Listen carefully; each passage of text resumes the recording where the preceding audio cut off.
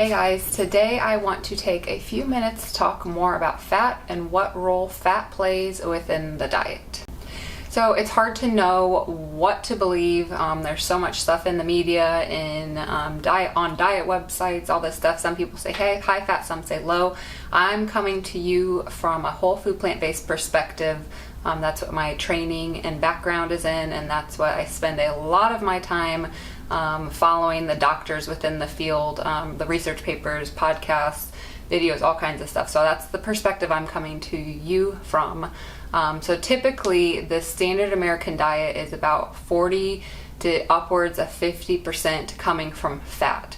So that's pretty high fat, and a lot of times that's coming from animal foods, whether that's meat, dairy, eggs. All of those are very high in fat, specifically saturated fat, also fried food, processed food, all that stuff. So typically a whole food plant-based diet, whole other end of the spectrum, is around 10 to 12% of the calories coming from fat. Quick note on fat. So if you're at all familiar with fat, or also known as lipids, there's saturated and unsaturated.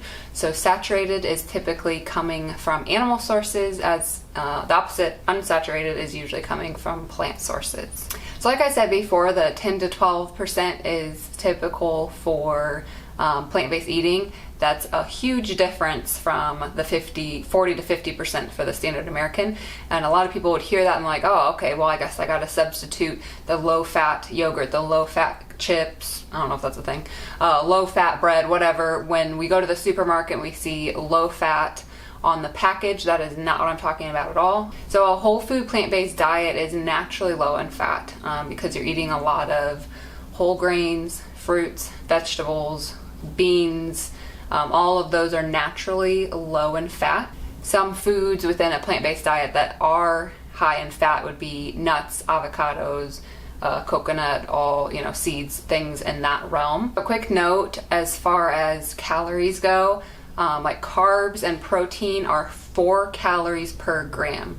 So each gram of protein in a product adds 4 calories to the total calorie content. Same with carbs.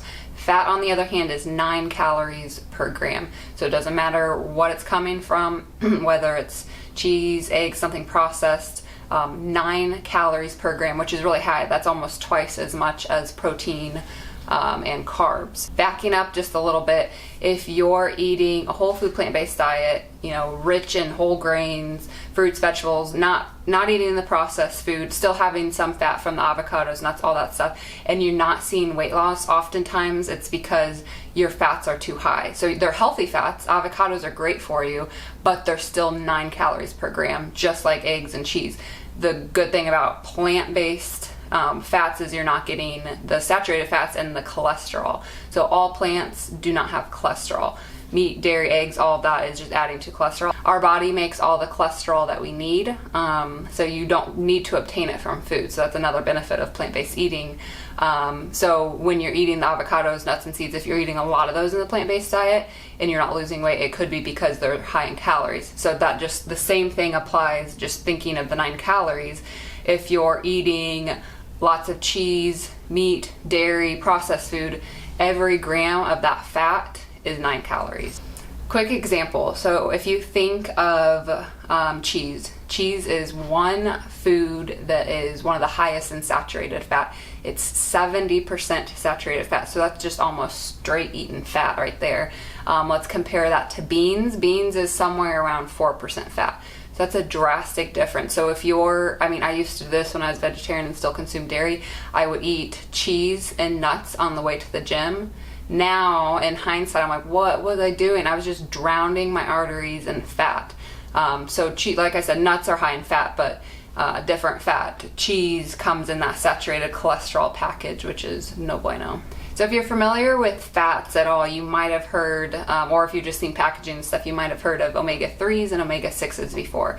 So these are the omegas that are in fats. Omega-3 is usually considered anti-inflammatory, and omega-6 is pro-inflammatory. So it's a lot of people think, oh, I just need to get as many omega-3s as I can. It's actually about balancing omega-3s and omega-6s. So if you're eating a lot of greasy, cheesy, meaty foods, your omega-6 are going to be super high.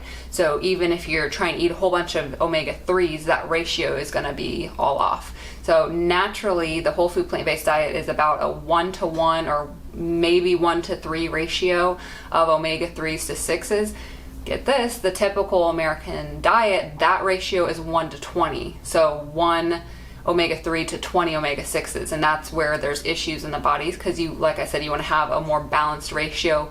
Luckily, naturally, whole food plant-based is in that 1-to-1, 1-to-3 ratio. So you want to create that balance. But if you're eating a ton of greasy, unhealthy food, there's really no way of meeting that balance. And there's actually been a decent amount of studies that supplementing omega-3s, which a lot of people do, that doesn't provide the body with the omega-3s that it needs. Your body isn't processing it the right way to even counteract the omega-6s. So you may have heard before the concept of the fat you eat is the fat you wear, and that's 100% true.